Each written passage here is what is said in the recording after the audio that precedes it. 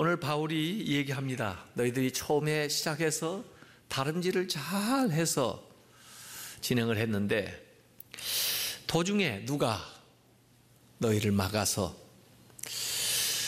너희들의 가는 길에 장애물을 놔서 이 신앙의 경주에서 어려움을 겪도록 또 이탈하도록 만드느냐 하고 질문하고 있는 거죠.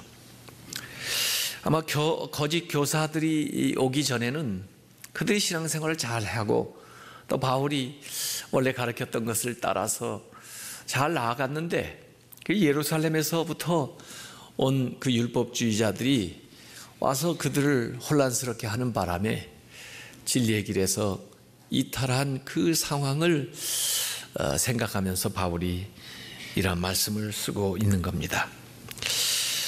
이 율법주의자들이 유혹함으로써 진리에서 이탈하거나 실족을 했다는 거죠. 그래서 그 경주가 어려움에 처하게 된 겁니다. 신앙생활 평생 했는데 이단이나 잘못된 가르침에 빠져가지고 영적 우회로로 들어서는 바람에 그동안 신앙생활한 거 다 무의로 끝난다면은 이게 얼마나 안타까운 일이 되겠습니까? 그래서 어디에서 잘못됐는지 그걸 확인하고 이제라도 바로 자리를 잡아가지고 신학의 경주를 해야 된다 하는 것이 오늘 바울이 얘기하려고 하는 내용이에요. 그러려면 우리가 영적 분별력이 있어야 됩니다. 분별을 해야죠. 이게 하나님에게서부터 온 건지 사람에게서 온 건지 사탄에게서 온 건지 분별을 해야 됩니다. 하나님에게 온 것은 하나님의 영광을 위해서 하나님의 말씀에 따라서 살아가는 거지만 세상에서 오는 것은 사람의 이기심과 또 무엇인가 그것을 통해서 이익을 취하려고 하는 자에 의해서 인간적인 또 세상적인 것을 우리에게 요구하고 있는 겁니다. 이 바울은 5장 9절에 적은 누룩이 온 덩이에 퍼진다 그랬습니다. 이 잘못된 것이나 좋은 것이나 이건 교훈적인 그 당시에 있었던 하나의 속담이라고 말할 수가 있는데 작게 시작했다가 온 덩어리에 다 퍼진다는 거예요. 누룩처럼요. 그래서 빵을 만들 때도 이로운 효모를 그 온 떡덩어리에 잘 퍼지게 해가지고 좋은 빵을 만드는 것 같이 곰팡이 좋지 않은 것도 적게 시작해서 온통 그 벽 전체를 또는 먹는 음식을 상하게 만들 수도 있다는 거죠. 그래서 적은 것이라고 무시하지 말고 잘 살펴서 예방할 수 있을 때, 퇴치할 수 있을 때에 빨리 그 악한 영향력을 차단해야 된다는 거죠. 놔두었다는 것은 적게 시작한 거지만 전체 교회를 오염시키고 우리 신앙생활 전체를 망치는 좋지 않은 결과를 초래한다는 겁니다. 그래서 그 아말렉하고 전쟁할 때도 아말렉을 진멸하라 하면서 심지어 아이들까지 모든 육축까지 제거하라고 그러는데 사울은 이해가 안 되는 거예요. 아니 아까운 것들 활용할 수 있는 것들은 남겨서 쓰지 왜 그걸 다 없애라고 하나. 그래서 자기 생각대로 하나님의 말씀이 아니라 그렇게 행하고 나중에 제사 드리려고 남긴 거라고 그러니까 사무엘이 하나님께 순종하는 것이 제사보다 더 낫다. 하나님의 뜻을 모르느냐. 적게 시작했다 할지라도 그것이 이스라엘 안에 팽배하게 될 것을 생각하면서 초기에 그걸 완전히 정리하라는 그 하나님의 깊은 뜻을 모르고 행하는 것에 대해서 책망을 한 적이 있어요. 예수님도 마태복음 16장 6절에 바리새인과 사두개인들의 누룩을 주의하라 그랬어요. 그들의 악한 영향력이 처음에는 그럴듯하게 시작됐다가 온 사방에 퍼지는 것을 경계하는 이야기죠. 그래서 그 묵은 누룩은 할례와 율법을 주장하는 자들이에요. 그것을 오늘 본문 속에서 네 가지로 표현을 했는데, 그들은 진리를 막는 자들이고, 그들은 우리를 요동하게 하는 자들이고, 그들은 우리 앞길에 장애물을 놓는 자들이고, 그들은 우리 가운데 우리를 어지럽히는 자들이라 그래요. 그들을 용납하지 마라, 그들의 말에 따르지 마라 하는 것이 바울의 경계입니다. 갈라디아서 5장 10절에 이어서 나는 너희가 아무 다른 마음을 품지 아니할 줄을 주 안에서 확신하노라. 그러나 너희를 요동하게 하는 자는 누구든지 심판을 받으리라 그랬습니다. 이 문장은 두 개의 문장이 이어진 것 같지만은 사실은 하나의 문장이에요. 나는 확신하노라. 네, 그 확신이 두 가지를 받는 거예요. 하나는 너희가 다른 마음을 품지 아니할 것을 나는 확신한다. 두 번째는 요동케 하는 자들이 심판을 받을 것을 나는 확신한다. 나는 확신한다는 거예요. 너희에 향해서는 너희들이 두 마음을 품지 않을 것을, 그러니까 너희들이 아무리 그들이 그래도 요동하거나 넘어가지 않을 것을 나는 확신한다. 나는 널 믿어. 너희들 믿어. 그렇지? 그렇게 잘할 거지? 하고 얘기하는 거예요. 여러분 자녀들을 이 세상에 내보낼 때 여러분은 자녀들에게 뭐라고 합니까? 너 나 속여 먹으려고 그러지? 너 나쁜 짓 하려고 그러지? 자꾸 여러분이 의심하면요, 여러분이 말한 대로 애들이 해버립니다. 아니, 세상에 유혹이 많고 어려움이 많지만 그 아이를 내보낼 때 기도해주고, 난 널 믿어. 내가 잘할 줄 믿어. 그렇게 자녀들을 믿어주면 그 믿음에 부응하기 위해서라도 애들이 열심히 산다고요. 또 잘하려고 노력한다고요. 저는 그 바울의 그런 심정이 느껴져요. 이렇게 너희를 유혹하고 이제 너희들이 믿음이 자랄 만하니까 와서 방해하는 사람들이 있지만, 그러나 나는 너희들이 딴 마음 품지 않을 것을 확신하노라. 잘할 줄 믿어. 왜? 내가 기도하니까. 왜? 하나님이 너희를 지켜줄 테니까. 하나님이 너를 도와주실 테니까. 바울의 사실 확신은 하나님에게 있는 거죠. 이 말씀의 능력에 있는 거죠. 그래서 확신한다. 그런가 하면 경계를 담아가지고 얘기하는 거예요. 저 요동케 하는 자들은 심판을 받을 것을 확신하노라. 그들 그냥 내버려 두는 것 같지만 아니야. 하나님께서 그들 반드시 심판할 테니까 그들 절대 따르지 마. 절대 그들 본받지 마. 절대 그들과 함께 하지 마. 그들은 심판받을 게 확실하다. 이걸 여기 얘기하는 겁니다. 미군들이 이라크에서 교도소에 포로들을 잡아 넣는데, 그 포로들에게 잔인하게 행했던 것들이 녹화되거나 증언으로 미국에 보도됐어요. 미국 사람들이 보고, 아니 우리 미군들이 그렇게 인권을 유린하고 그렇게 사람을 함부로 대할 리가. 그런데 그게 백일하에 다 드러나가지고 사람들이 충격을 받았어요. 심리학자 필립 짐바르도라고 하는 사람이 루시퍼 이펙트라는 책을 썼는데, 거기에는 실험하는 얘기가 나옵니다. 가짜 감옥을 만들고 그 감옥 그 실험에 지원하는 사람들을 모집해가지고, 일단의 사람들은 교도관 역할을 하고 또 대부분의 사람은 죄수의 역할을 하도록 해서 2주 동안 그들의 행태를 관찰하는데, 2주 동안 실험을 못하고 6일 만에 실험을 중단을 해야 됐어요. 왜냐하면 교도관 그 역할을 맡은 사람들은 왠지 그게 시간이 지나면서 진짜 교도관처럼 행동을 하는데 그 수감자들을 굉장히 괴롭히고 어지럽게 만드는 거예요. 또 더구나 이 수감되어 있는 죄수 역할을 맡은 사람들은 사실 죄를 짓고 온 게 아니고 그 역할을 맡았을 뿐인데 굉장히 위축되고 무기력해지고 그 다음에 죄수처럼 행동을 하는 거예요.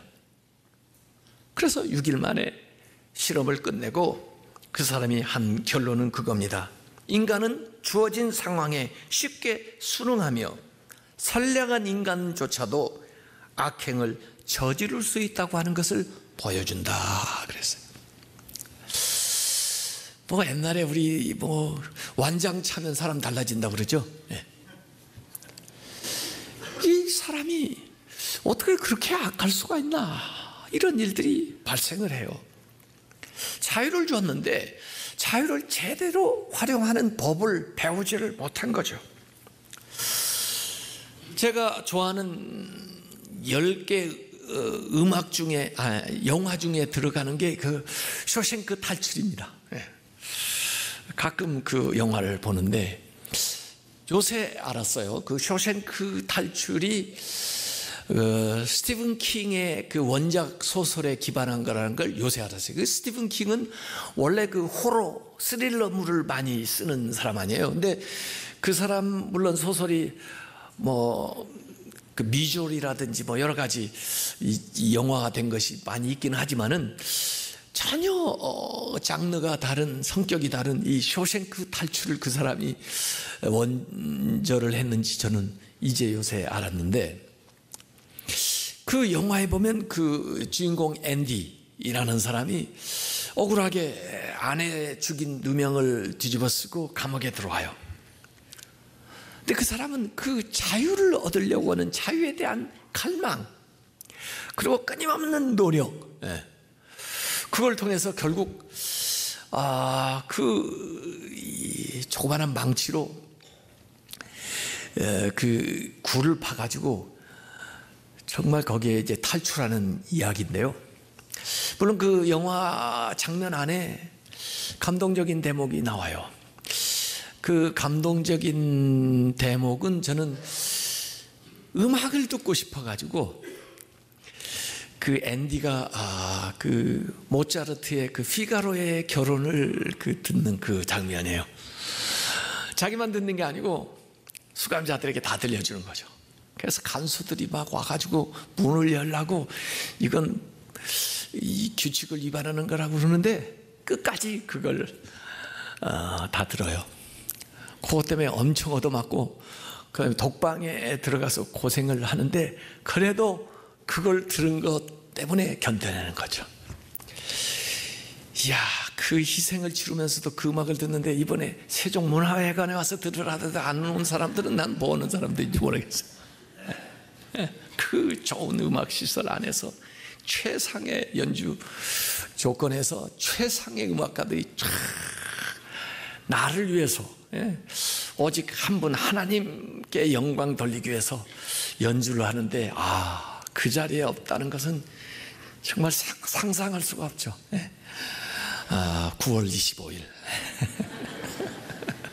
그냥 오라는데 거기 그 앤디하고 대조적인 인물이 나와요. 워든이라는 사람인데 이 사람은 정말 수감 생활을 모범적으로 해가지고 모범수라 그 감옥에서도 가장 좋은 그 보직인 도서관 사서 일을 맡고 있어요. 이 사람은 50년을 감옥살이를 한 사람이에요. 근데 감옥살이도 50년쯤 하니까 적응이 되고 편하고 할만해요. 그래서 이 사람의 걱정은 만기가 돼서 출소하는 거예요. 어떻게 하면 더 여기서 견딜 수 있을까? 무슨 죄를 더 져가지고 이 기간을 연장해 볼까? 그 용기도 없어가지고 결국 만기 50년 만에 출소하게 돼요. 딱 왔는데 세상 너무 많이 바뀌었고 또 자기 감옥 갔다 온 사람이라고 별로 반겨주는 사람도 없고 살아가기가 힘든 거예요. 자유는 얻었는데 자유를 어떻게 누리며 어떻게 활용해야 되는가를 모르는 거예요. 결국 그 사람은 영원방에 목을 메고 자살을 해요. 그래서 두 가지 대조적인 캐릭터가 나오는 거죠. 자유를 향한 갈망이 있는가 하면 자유를 주어주는 것에 대해서 두려워하고 막상 자유가 주어졌는데도 그걸 활용하지 못한 두 가지의 인간형이 그 영화 속에는 그대로 나와 있는 거죠. 그게 뭘 우리에게 가르쳐주나? 자유는 진정 바라고 소망하는 사람들에게 어떠한 어려움이 있어도 결국은 다가온다. 그 자유를 쟁취할 수 있다, 그런 거고, 아무리 자유를 주어진다 할지라도 그걸 갈망하고 그 가치를 알지 못하는 사람은 그걸 누릴 수가 없다, 그런 걸 가르쳐 주는 거죠. 이 수감자들의 이 재범률이 높아요. 그래서 기독교계에서는 그들 수감만 하면 뭐나 거기서 재활교육, 교정교육을 해서 정상적인 생활에 다시 잘 적응할 수 있도록 도와주는 기관이 돼야 된다 해가지고 소망교도소를 세워가지고 기독교에서 지금 운영을 하는데, 그 소망교도소 나온 사람들의 재범률이 현저하게 떨어져요. 그래서 현재 많은 효과를 보고 있어요.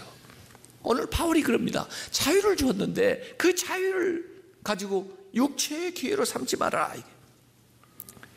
가룟 유다 같은 사람은 그리스도를 통해서 자유를 얻은 사람이지만 그 자유에 굳게 서는데 실패해가지고 다시 죄의 종노릇으로 돌아가요.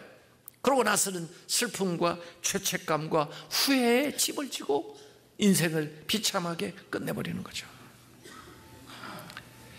그렇기 때문에 우리가 속박에서 벗어나는 것도 중요하지만 이 얻어진 자유가 어디를 향해서 나아가야 되느냐 하는 것을 설정하는 것이 중요해요. 그렇지 않으면 얻은 자유가 방종으로 흐를 위험도 있고, 또 그렇지 않으면 아무것도 못하는 무기력으로 흘러갈 수가 있는 거죠.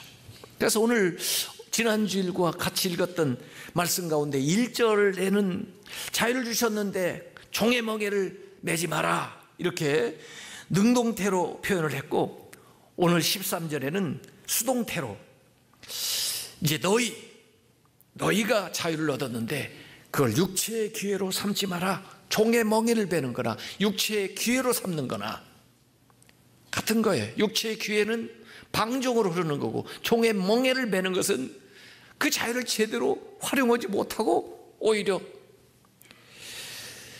감옥 생활하는 것과 같이 돌아가는 그런 얘기죠. 육체의 기회라는 말이 여기 헬라어로 아포미인데, 이 아포미라는 말은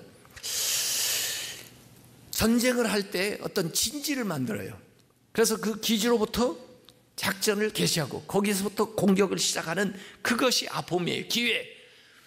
죄가 내 안에 들어오려면은 육체 안에 어디에다 진지를 딱 만들어가지고 나의 약점을 딱 붙들고 내가 행하는 사소한 죄를 딱 붙들고 거기 기지에서 전체 내 몸을 향해서 나의 삶을 향해서 공격해 오는 거, 그게 육체의 기회예요. 그래서 우리는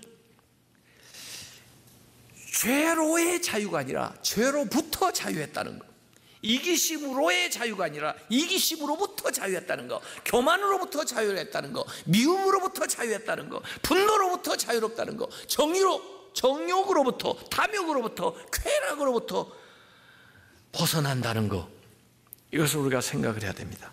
그래서 갈라디아서 5장 24절에 그리스도 예수의 사람들은 육체와 함께 그 정욕과 탐심을 십자가에 못 박았느니라. 갈라디아서 5장 16절에 육체의 욕심을 이루지 아니하리라 그랬어요. 사실 육체의 욕심을 이기는 길은요, 빈 공간으로 놔둬서는 안 돼요. 우리의 마음에는 항상 왕좌가 있어서 육체가 앉지 않으면 빈 공간으로 놔둘 수가 없어요. 성령이 내 안에 오셔야 돼요. 그래서 아래 대목에는 성령의 지배를 받으라는 거예요. 성령의 인도함을 따라야 된다는 거예요. 두 번째, 이 그리스도인의 자유는 이웃을 사랑하는 자유입니다. 이웃을 섬기는 자유예요. 그래서 오늘 13절 하반절에 오직 사랑으로 서로 총노릇해라 그랬어요.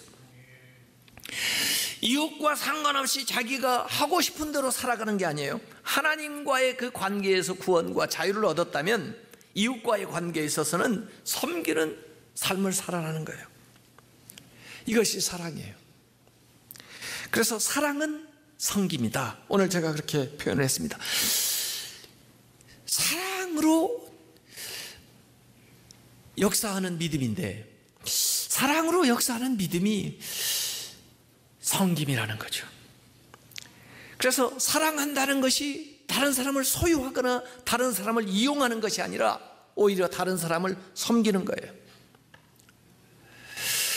우리나라에 22년 동안 선교하시고 이 나라에서 임종을, 그것도 영양실조로 돌아가신 서서평 선교사님의 일대기를 우리가 봤는데요. 그분의 좌우명이, 그분 돌아가시고 나서 책상에 써 있는데, 성공이 아니라 섬김이다.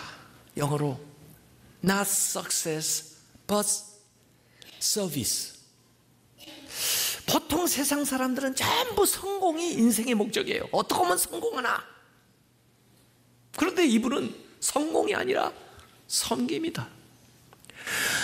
상향적인 삶을 산 게 아니고 오히려 하향적인, 아래로 남을 섬기는 삶, 이게 예수님의 삶이에요.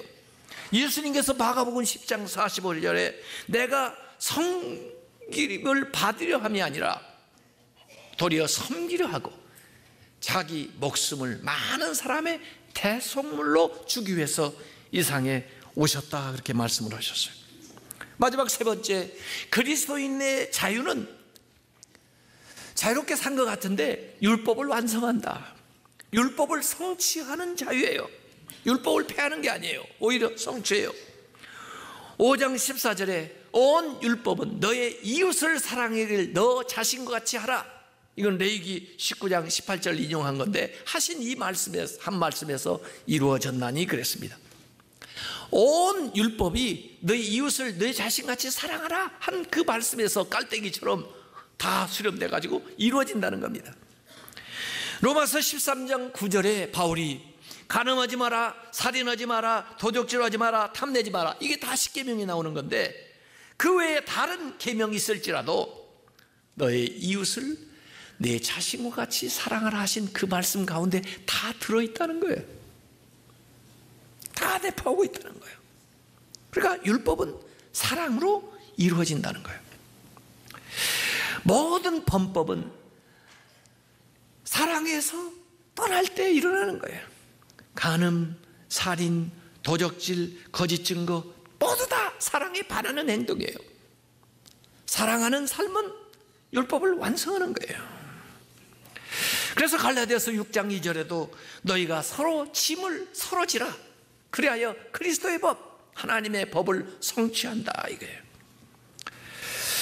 그래서 서로 다투면 공멸하지만은 서로 섬기게 되면은 서로 윈윈 상생하고 공존할 수가 있어요. 블루 오션을 열어가는 거예요. 새로운 지평을 열어가요. 그래서 오늘 말씀을 요약하면은 육체에 탐닉하는 자유가 아니라 육체를 통제하는 자유, 이웃을 착취하는 자유가 아니라 이웃을 섬기는 자유, 율법을 무시하는 자유가 아니라 율법을 성취하는 자유를 누려라는 겁니다. 이걸 요약해서 얘기하면 육체를 통제하는 자유가 뭐냐? 절제입니다. 절제. 이웃을 섬기는 자유가 뭐냐? 섬김입니다. 율법을 성취하는 자유가 뭐냐? 사랑이에요. 그러니까 우리에게 주어진 자유를 절제, 섬김, 사랑에서 쓰는 거예요. 사실 그것이 아래 나오는 성령의 9가지 열매에 나와요. 하나님 우리에게 자유를 주셨습니다. 성령이 우리 안에서 역사하시고 우리가 믿음이 있다면 우리의 삶에 이 3가지 특성이 드러나요. 절제할 줄 알고, 섬길 줄 알고, 사랑하는 삶을 사는 겁니다. 신앙생활을 오래 하신 분들의 삶의 모습에서 이 3가지 모습을 우리가 볼 수 있습니다. 그가 매사에 절제를 할 줄 압니다. 그리고 섬기는 마음을 가지고 삽니다. 그리고 사랑하는 삶을 삽니다. 그분이 신앙생활을 잘했기 때문에 그래요. 110년 된 우리 교회인데 우리 교회가 110년이 됐으면 밖에 무엇을 드러내야 되느냐? 이 세 가지예요. 절제할 줄 알고, 섬길 줄 알고, 사랑할 줄 알고. 그러면 우리 교회가 은혜 안에서 잘 신앙생활을 해온 성도들의 공동체를 이루어 온 거죠. 우리에게 주신 이 자유를 진리 안에서 바르게 향유해 나가는 그런 성도들이 다 되시기를 주님의 이름으로 축원합니다.